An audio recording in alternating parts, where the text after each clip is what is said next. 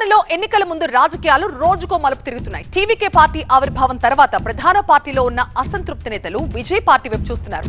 తాజాగా మధురై కాంగ్రెస్ కీలక తీర్మానం చేసింది. డీఎంకే పార్టీ అధిష్టానానికి వార్నింగ్ ఇచ్చింది. తమిళనాడులో రాజకీయాలు హాట్గా మారుతున్నాయి.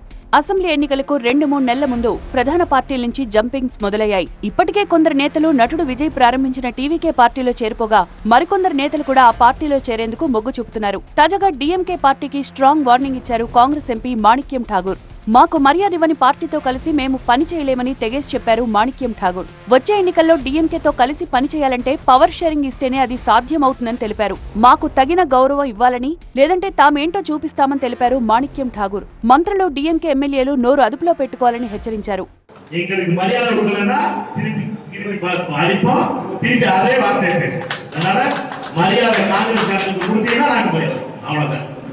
MP நீங்க வந்து MP எங்களை வச்சுட்டாங்க. நான் திருப்பி MP அடிக்க போறது, நான் விரும்புகிற MP அடிக்க போறது எதுக்கு? என்னைய பொறுத்தவரை என் கட்சி முக்கியம். என்னைய பொறுத்தவரை MP சன்மானம்.